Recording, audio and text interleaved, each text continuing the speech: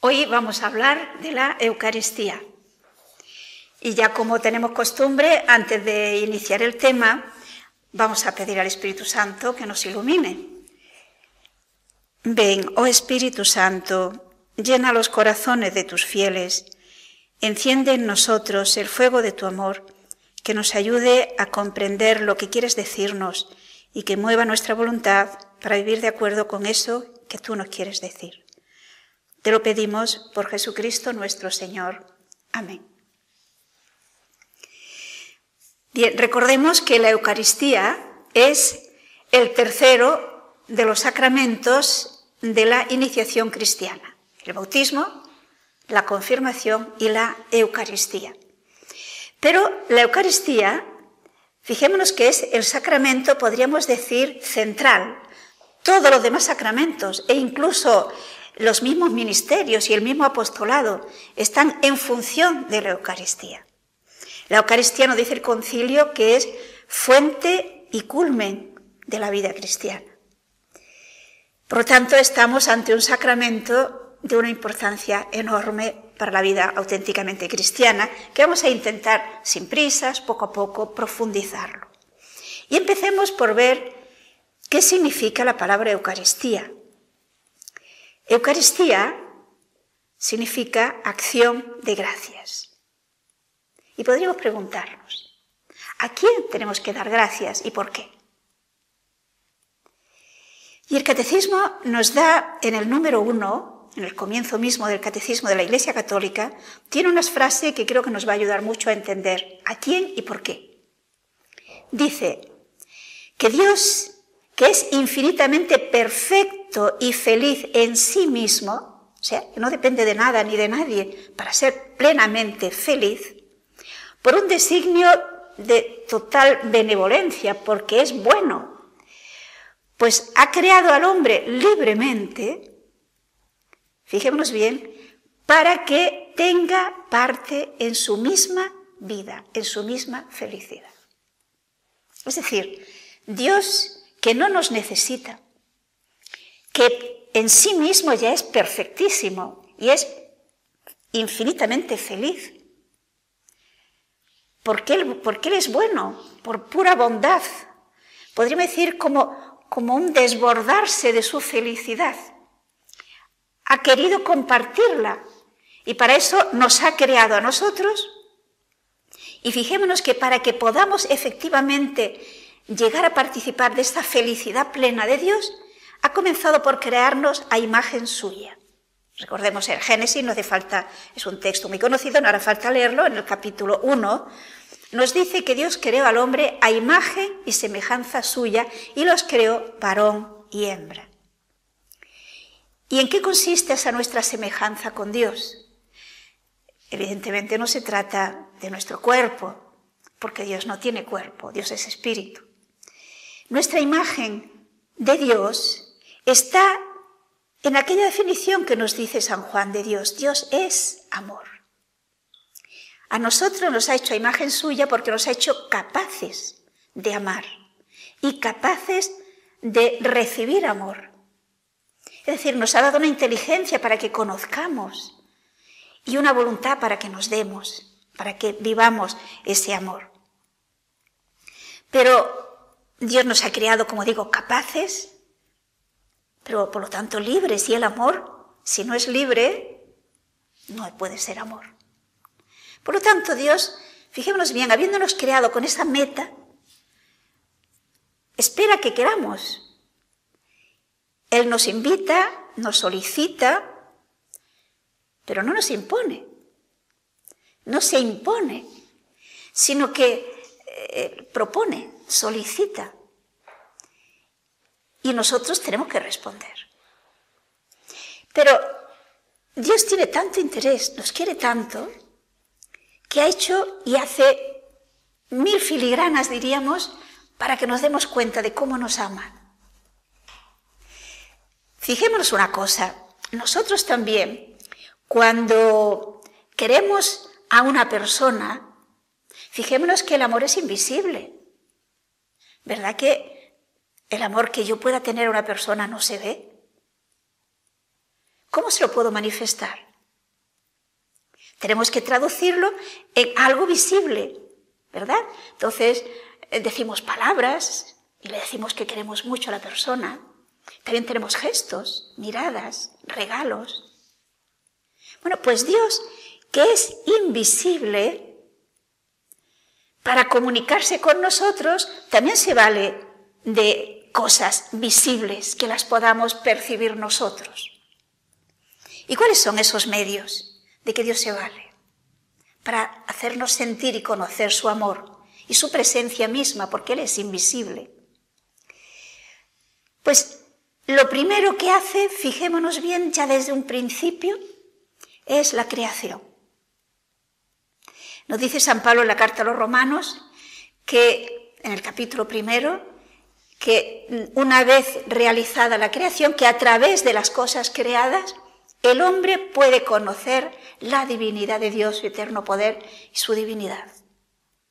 A través de nuestra razón natural, si miramos con objetividad, sin prejuicios, esas maravillas que ha hecho Dios, ciertamente podemos descubrir no solamente la existencia de Dios, no solamente la belleza de Dios y la grandeza de Dios, sino también el amor con que Dios nos ama.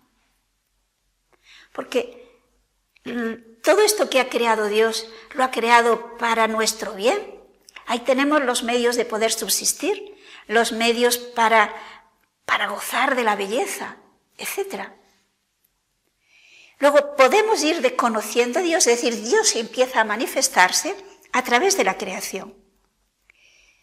Pero el Catecismo, en el número 142, de hecho, citando la Dei Verbum, del Concilio Vaticano II, dice lo siguiente: Dios invisible habla a los hombres como amigo, movido por su gran amor, y mora con ellos para invitarlos a la comunicación consigo y recibirlos en su compañía. Es decir, Dios no solo muestra a distancia, diríamoslo así, su persona y sus dones, sino que personalmente quiere y de hecho entra en contacto, en diálogo con nosotros si queremos. A veces somos sordos, no percibimos lo que Dios nos quiere decir, pero Dios efectivamente nos ha hablado, se nos ha comunicado. Repito, a través de la creación, pero también a través de gestos, como nosotros lo hacemos cuando queremos mostrar a alguien nuestro amor. Gestos, palabras, regalos. Y fijémonos que incluso a través de los mismos acontecimientos de nuestra vida. En la carta a los Hebreos, en el capítulo 12, nos va hablando de cómo Dios nos va conduciendo, nos va educando. Lo compara el autor de la carta a los Hebreos, compara la acción de Dios con nosotros con la acción de un padre para con sus hijos, que los va educando para que sean felices, tal como los padres conciben. Pues Dios también quiere que seamos felices. ¿Y para ello qué hace? Fijémonos en el capítulo 12 de la carta a los Hebreos, el versículo 10. Dice que aquellos según bien les parecía, nos corregían para proporcionarnos una felicidad de pocos días. Está hablando de los padres, de pocos días, porque aunque vivamos 100 años, comparado con la eternidad, son muy pocos días. Dice, pero es decir, Dios, mirando nuestro provecho, nos corrige para hacernos participantes de su santidad. Es decir, ¿cómo puedo yo gozar de la felicidad de Dios si no tengo sintonía con Él? Sin la santidad, yo no puedo gozar del gozo de Dios, porque solo la santidad me hace capaz de gozar de ese gozo mismo que tiene Dios. Entonces, lógicamente, el ser humano que percibe esa presencia de Dios, que percibe esa cercanía de Dios, ese amor tierno, delicado de Dios, evidentemente siente la necesidad de responder, como nos ocurre en el orden humano, ¿no? Cuando vemos que una persona nos quiere sinceramente, despierta en nosotros sentimientos de amor hacia ellos. Y solo podremos gozar del amor que aquella persona nos tiene cuando le correspondemos. Si nosotros somos indiferentes a su amor, no podremos gozar de esos dones, de ese gozo que es sentirnos amados por aquella persona. Yo tampoco puedo participar de la felicidad de Dios si no me abro a su amor, si no acepto esa capacidad que Dios me da, que es participar de su misma santidad.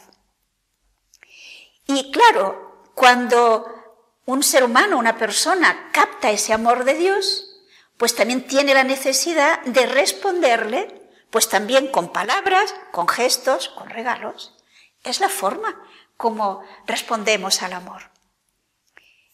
¿Y cuáles son la actitud del que descubre esa bondad de Dios para responderle?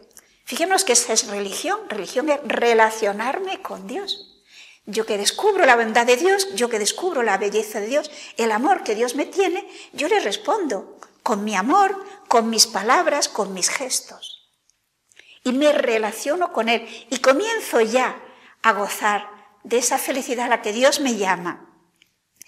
Podemos ver, por ejemplo, en los Salmos, palabras que, inspiradas por Dios, el que descubre el amor de Dios siente para alabar a Dios y para mostrarle su amor.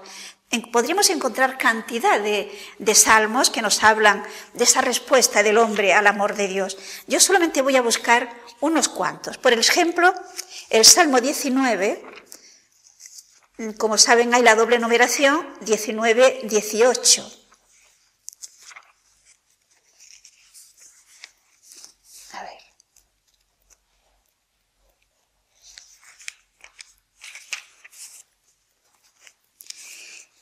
Dice así el versículo 2 al 5.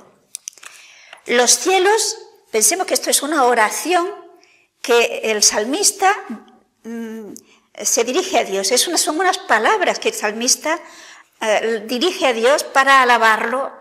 Y lo mismo que cuando amamos a una persona le decimos qué guapa eres, cuánto te quiero, ¿verdad? Pues el salmista a Dios le dice: los cielos pregonan la gloria de Dios, y el firmamento anuncia las obras de sus manos. El día transmite el mensaje al día, y la noche a la noche pasa la noticia. No son discursos ni palabras cuya voz deje de oírse. Su pregón sale por toda la tierra, y sus palabras llegan hasta los confines del orbe. O sea, observemos que son palabras de alguien que contempla la creación, que ve cómo se refleja en esa creación esas maravillas de Dios y esa bondad de Dios y esa belleza de Dios, y siente la necesidad de aclamarlo, de cantar, podríamos decir. Y más abajo, en el versículo 8 y 9, dice: la ley de Yahvé es perfecta. Es decir, ha descubierto que cuando Dios se ha comunicado con nosotros, nos ha dado unas pautas, unas normas para enseñarnos a caminar hacia la santidad y llegar así a la plenitud de la felicidad. Y el salmista, que las ha vivido, que las ha reflexionado, dice que esa ley es perfecta, que restaura el alma, que el testimonio de Yahvé es fiel, que hace sabio al simple. Los preceptos de Yahvé son rectos, alegran el corazón. Los mandatos de Yahvé son limpios, esclarecen los ojos. Es toda esa experiencia que ha tenido de qué sabiduría ha podido llegar a tener, precisamente dejándose iluminar y creyendo lo que Dios dice. Y también en el Salmo 8, como digo, solo para poner algunos, es un salmo en el que el salmista se queda admirado hacia esa bondad y confianza que Dios tiene para con el hombre. Y dice a Dios: Señor Dios nuestro, cuán magnífico es tu nombre en toda la tierra. Tú, cuya majestad es celebrada sobre los cielos, por la boca de los niños y de los que maman, has dado argumento contra tus adversarios para reducir al silencio al enemigo y al rebelde. Cuando contemplo los cielos, obra de tus manos, la luna y las estrellas que tú has establecido, ¿qué es el hombre para que de él te acuerdes? Y el Hijo del Hombre para que de él te cuides. ¿Qué es el hombre? Si fijamos el ser humano comparado con la grandiosidad de la creación, ¿qué es el hombre para que te cuides tanto de este hombre? Para que le des tanto poder, para que lo hayas hecho, dice, semejante a ti mismo. Pues el hombre es tan grande porque Dios lo ha hecho grande para que pueda participar de la mayor de las felicidades que pueda darse, que es Dios mismo. Pero también siente el hombre la necesidad de responder a Dios con gestos. Recordemos, parece que no hará falta leer, ya en la historia del hombre primitivo, Caín y Abel ofrecen de sus bienes, de estos bienes que Dios mismo le ha dado, pues le ofrecen lo que tienen para mostrar ese amor hacia Dios. Lo mismo tenemos, por ejemplo, con Melquisedec. También hace un sacrificio de pan y vino que lo ofrece a Dios en acción de gracias. Son gestos. Y esto lo encontramos en todas las religiones y en todas las culturas.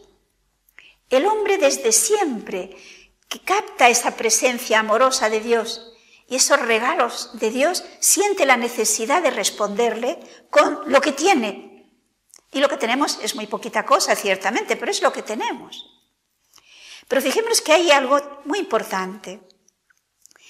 En el capítulo 3 del Génesis se nos habla de un acontecimiento que trastocó, por decirlo así, esa obra de Dios. Interviene el diablo y se introduce en el mundo el pecado.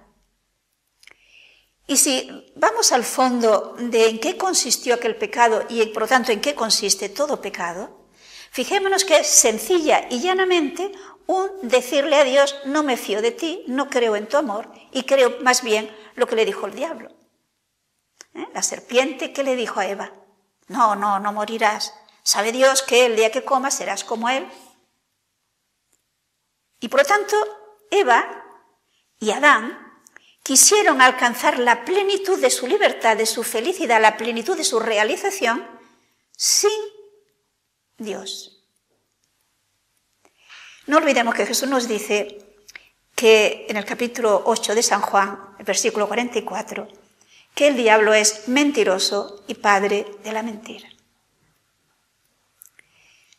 Pero realmente resulta curioso que al hombre parece que le resulta más fácil, más asequible creer al diablo que creer a Dios. Un poco raro parece, pero la verdad es esa.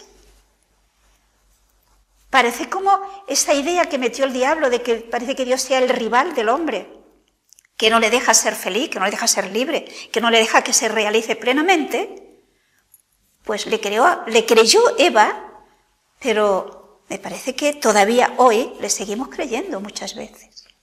Porque cada vez que preferimos hacer lo contrario de lo que Dios nos dice, estamos creyendo al diablo. Él es mentiroso y padre de la mentira. Y le creemos. Pienso que sería algo que valdría la pena que lo pensáramos. Y, en consecuencia, el hombre que es consciente de que ha ofendido a Dios, pero sin embargo ve que Dios sigue siendo fiel, que Dios no ha dejado de amarle, no ha cambiado de proyecto, sigue teniendo el mismo proyecto de la felicidad del hombre, pues también siente la necesidad de reparar esa falta de amor que en un momento dado ha tenido hacia Dios. Pero fijémonos que somos tan miserables que incluso esto ha ocurrido en la historia y sigue ocurriendo.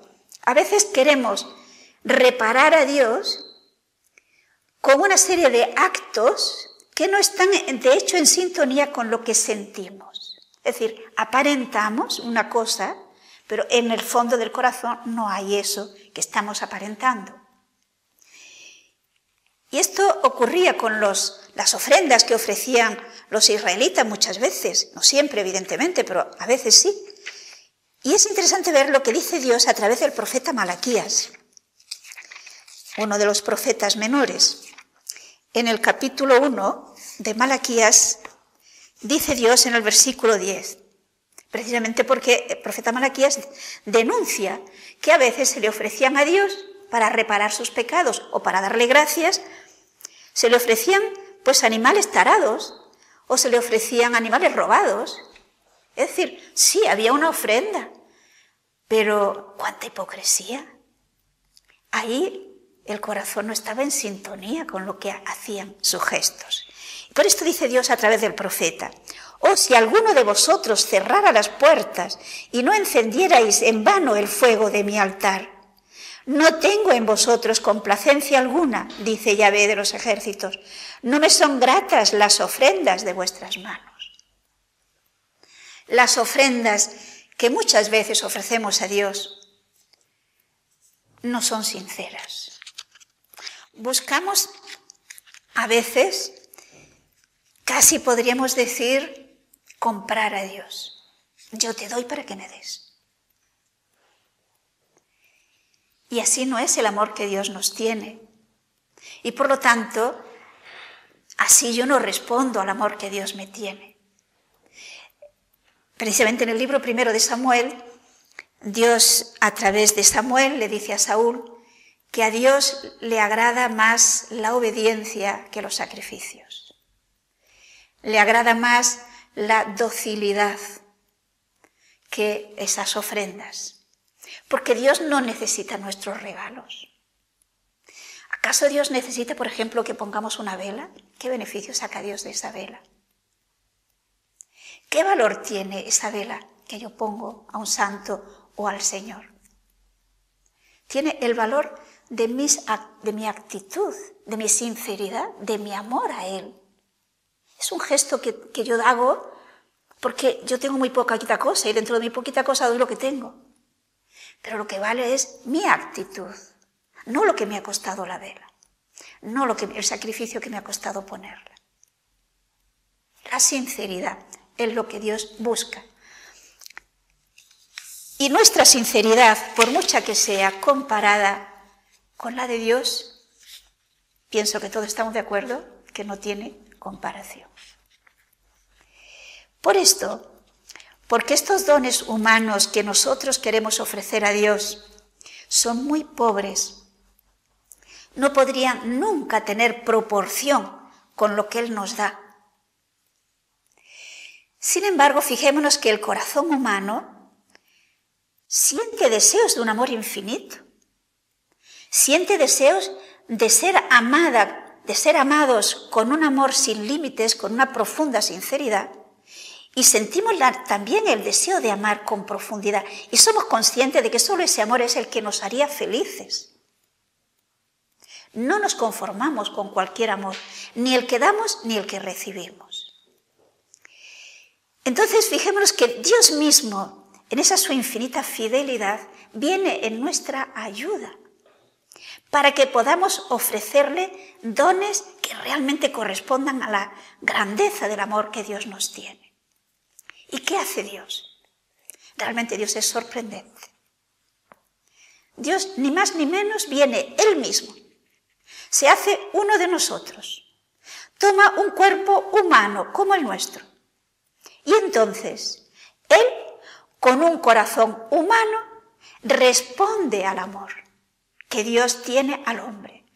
Y fijémonos que entonces es un hombre, Jesús, el que responde al amor de Dios con un amor realmente proporcionado, equivalente al que Dios nos tiene a los hombres. Y a eso vino Dios, a eso se hizo hombre. En la carta a los Hebreos, en el capítulo 10, va analizando en esta carta a los Hebreos, el autor de la carta a los Hebreos, va analizando el sacerdocio de Jesús. Fijémonos que ya en el Antiguo Testamento y en todas las religiones, Están los sacerdotes, los que hacen de intermediarios entre Dios y el pueblo, aquello a través de los cuales se realiza esta respuesta del hombre a Dios. Todos aquellos sacrificios, todas aquellas oblaciones, todos aquellos gestos que se hacían a Dios, hemos visto, eran incompletos, eran imperfectos. Entonces, viene Jesús, se hace hombre y por lo tanto es el sacerdote, así con mayúscula. El único que realmente realiza la unión entre Dios y la humanidad. Y en este capítulo 10 dice: pues como la ley solo es sombra de los bienes futuros, se refiere a la ley de Moisés, en la cual estaban prescritos toda la serie de sacrificios, de ofrendas que se hacían a Dios. Repito, pues como la ley solo es la sombra de los bienes futuros, no la verdadera realidad de las cosas, en ninguna manera puede, con los sacrificios que cada año sin cesar le ofrecen siempre los mismos, perfeccionar a quienes los ofrecen. De otro modo, cesarían de ofrecerlos, por no tener conciencia ninguna de pecado los adoradores una vez ya purificados. Por ser imposible, sigue un poco más abajo, que la sangre de los toros y de los machos cabríos borre los pecados, que eran las oblaciones que, de acuerdo con la ley, se ofrecían en el templo, por lo cual, entrando en este mundo, Jesús, es decir, el Hijo de Dios, al hacerse hombre, entrando en este mundo, dice: no quisiste sacrificios ni oblaciones, pero me has preparado un cuerpo. Los holocaustos y sacrificios por el pecado no los recibiste. Entonces yo dije: heme aquí que vengo, en el volumen del libro está escrito de mí, para hacer, oh Dios, tu voluntad. Habiendo dicho arriba, los sacrificios, las ofrendas y los holocaustos por el pecado no los quieres, no los aceptas, siendo todos ofrecidos según la ley, dijo entonces: he aquí que vengo para hacer tu voluntad. Abroga lo primero para establecer lo segundo. Fijémonos ahora, en virtud de esta voluntad somos nosotros santificados por la oblación del cuerpo de Jesucristo hecha una sola vez. Fijémonos que entonces sí que podemos dar gracias a Dios. La humanidad puede realmente dar gracias a Dios de una manera, digamos, perfecta. Puede mostrar su amor a Dios de una manera perfecta. Puede reparar nuestros pecados de una manera condigna, correcta, perfecta. ¿Por qué? Porque los actos de Jesús son actos de Dios. Son actos hechos con un corazón humano, con un cuerpo humano, con una voluntad humana, en todo en sintonía con la voluntad de Dios. Es decir, fijémonos que las relaciones de amor, de comunicación íntima, de comunión perfecta que se da en la Trinidad, entre las tres personas, entre el Padre, el Hijo y el Espíritu Santo, el Hijo haciéndose hombre, lleva a la humanidad a entrar en esa misma relación. Luego, fijémonos que con esa entrega de Jesucristo se suprime toda otra obra humana que con nuestras propias fuerzas pudiéramos hacer, que todas son imperfectas, lo suple y con la oblación que Él hace alcanza para toda la humanidad la posibilidad de responder al amor de Dios con un amor proporcionado. Y esa es la Eucaristía. Iremoslo viendo. Fijémonos que cuál fue la oblación que hizo Jesús, cuál fue el gran regalo, la gran muestra de amor que hizo Jesús al Padre y a nosotros. Pues si leemos el Evangelio, nos fijaremos que la oblación que hizo Jesús fue su vida. Su vida en todo momento, una vida realmente de sincera respuesta de amor al amor de Dios. Hasta tal extremo que fue capaz de soportar los insultos, las ofensas, las ingratitudes, la tortura, sin responder en ningún momento con violencia, sino que en todo momento Cristo continúa amando incluso a aquellos que le están torturando. Recordemos ¿Cómo nos dice el Evangelio que Jesús, en aquel momento en que le estaban torturando, dice: Padre, perdónalos, no saben lo que hacen? Nos disculpa. Es decir, permanece amando. Y lo importante es que Cristo, si recordamos que el bautismo nos ha injertado en Cristo y que la confirmación ha perfeccionado esa nuestra incorporación en Cristo, y recordaremos que precisamente de esa incorporación nuestra en Cristo hace que participemos de su sacerdocio, que entremos, por lo tanto, en esa misma oblación que hizo Jesús, nosotros, con Cristo, en la Eucaristía, ofreciendo nuestra vida, estamos respondiendo a Dios de una manera digna, porque estamos respondiendo a través de Jesucristo. Por eso es el único medio que tiene la humanidad para entrar en íntima comunión con Dios, en íntima reciprocidad con ese amor de Dios. Dice el Catecismo, en el número 1322, dice: por lo tanto, los que han sido elevados a la dignidad de participantes del sacerdocio de Cristo por el bautismo y la confirmación, recordemos, hemos participado de su sacerdocio, por medio de la Eucaristía participan con toda la comunidad en el sacrificio mismo de Cristo. Pensemos lo que significa esto. Nosotros, porque que Dios es bueno, porque no solamente nos ha creado a su imagen, sino que además nos ha hecho participar de la vida misma de Cristo. Recordaremos que según San Pedro nos ha hecho participantes de la naturaleza divina. Podemos, junto con toda la Iglesia, con toda la comunidad cristiana, en la Eucaristía, junto con Cristo, responder a esa oblación, a ese infinito amor que Dios nos tiene. Por esto nos dice el concilio que la Eucaristía es la fuente y el culmen de la vida cristiana. De ahí recibimos la capacidad de vivir como cristianos. Y el culmen de nuestra vida cristiana será que podamos vivir en plenitud esa incorporación en Cristo para alabanza de Dios y para bien de nuestros hermanos.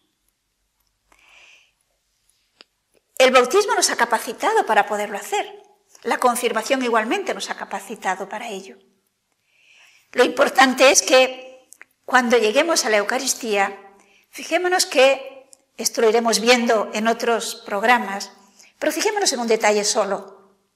En el momento del ofertorio, el sacerdote nos dice: orad, hermanos, para que este sacrificio mío y vuestro sea agradable a Dios Todopoderoso. Este sacrificio mío y vuestro. Que sea agradable a Dios, es decir, que sea un sacrificio que realmente a Dios le agrade. En este momento estamos ofreciendo nuestra oración. Es el momento de mostrar que realmente amamos a Dios, pero fijémonos que lo que yo llevaré allí, en ese momento de que yo participo de la misa, es mi vida, lo que he vivido. ¿Qué oblación podré llevar a Dios? ¿Qué regalo podré llevar yo a Dios en el momento de la misa? Si durante el día he vivido egoístamente, si no he procurado amar a los demás, si no he procurado vivir una vida coherente como cristiano, que de alguna manera sea mi vida una prolongación de la de Jesús. Cuando llegue la Eucaristía, yo no tengo nada que presentar allí. En cambio, si de la Eucaristía saco fortaleza, luz, para durante todo el día o toda la semana vivir como auténtico cristiano, en el momento que llegue otra vez a celebrar la Eucaristía, sí que puedo presentar a Dios mi oblación, mi sacrificio, o dicho de otra manera, mi gesto de amor a Dios. Y eso no se improvisa. Vivamos entonces coherentemente nuestra vida cristiana, y entonces la Eucaristía, la participación en la misa, de ninguna manera será aburrida, sino todo lo contrario, gozosa.